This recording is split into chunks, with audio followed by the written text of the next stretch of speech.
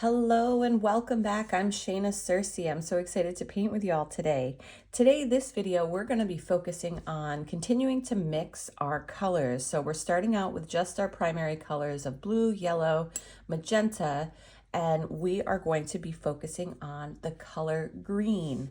So the color green is often one of the first convenience colors folks will pick out to have in their palette. I love my sap green and I use it all the time. But mixing greens can be super satisfying, and you can get a really wide range of greens by mixing your greens and not just picking up the convenience color greens. So there's all kinds of greens out there that people love. There's Hooker's green, Viridian green, Phthalo greens. Again, my favorite sap green, and there's tons and tons of different greens that people will pick up, but we're gonna work on mixing our greens. So you might think, oh, we only need blue and yellow to do this, but actually we will still use magenta for some of these greens. So let's get started first. So green is a secondary color, and you get green by mixing blue. So we're using a phthalo blue.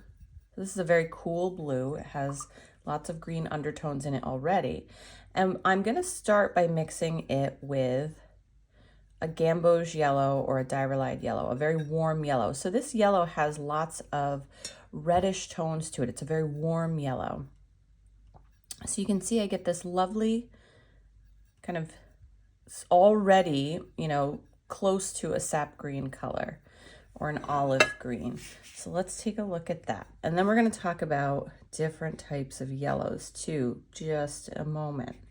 So here's this beautiful kind of sap green that we have, and I absolutely adore this color. You use it in a lot of foliage, a lot of plant life, a lot of landscapes.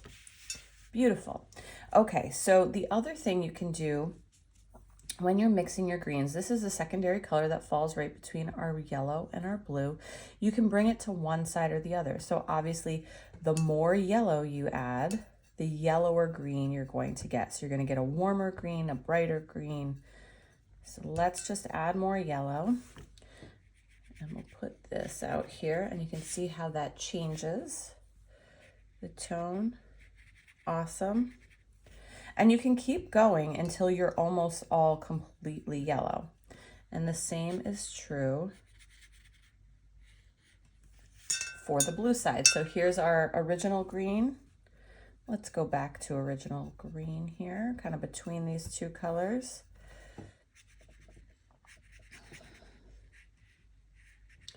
And now let's go back the other way. So adding more blue.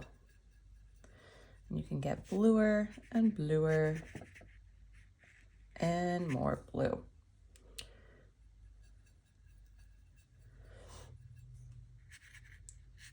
So already we have lots of different versions of a green just from those two colors.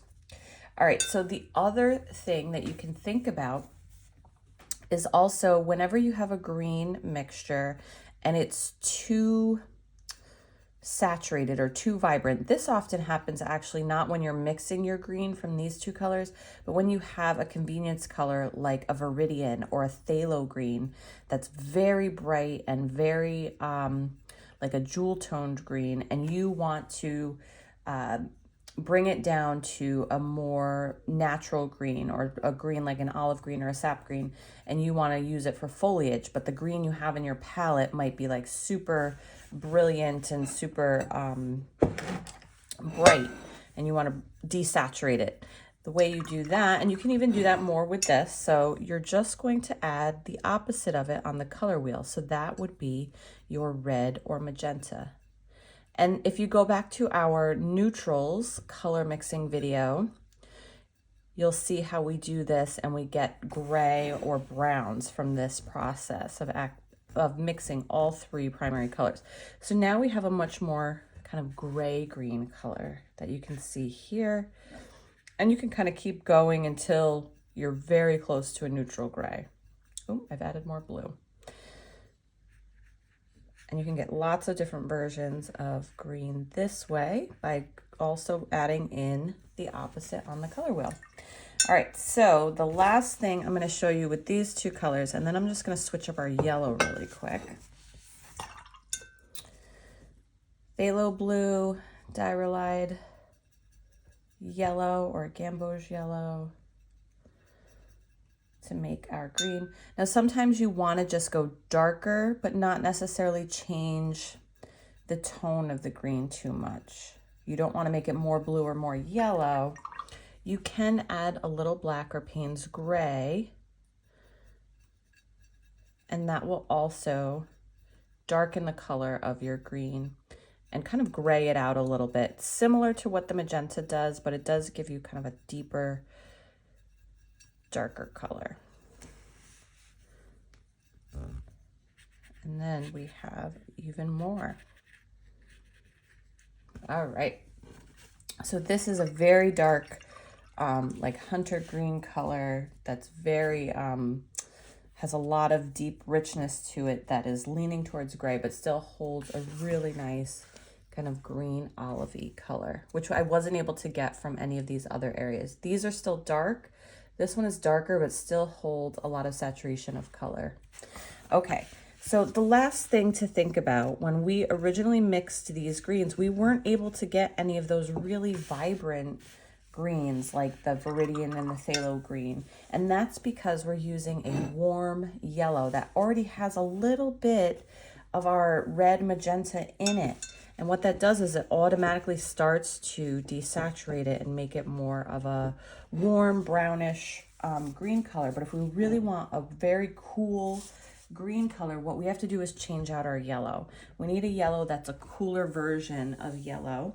So what I would recommend is adding in, instead of a Diarylide or a gamboge yellow, is a Hansa Yellow Light or a Cadmium Yellow, like a pale hue color. Let's see, I have a little Daniel Smith Hansa Yellow Light in here, but I think it's all dried out. Let me just grab some from my palette. So I have a core cadmium, it's a cadmium yellow light hue, so it's much cooler in color. So we'll start with that yellow. So you can see that this is much oranger, this is much more true to that bright, beautiful yellow. Now watch what happens when I add blue to this yellow. Look at that vibrant, very bright neon green.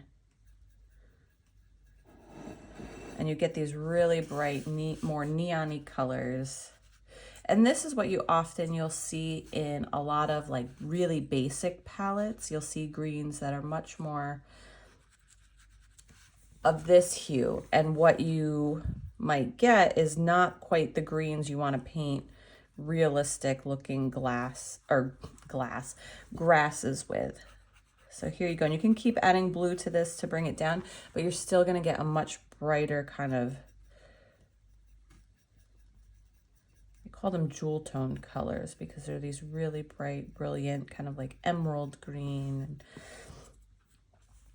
ruby reds. Let's make this really blue. There we go. So these are also beautiful greens, but I tend to paint more with greens on this part of the spectrum than this part of the spectrum. But these you definitely might want, depending on what you're painting.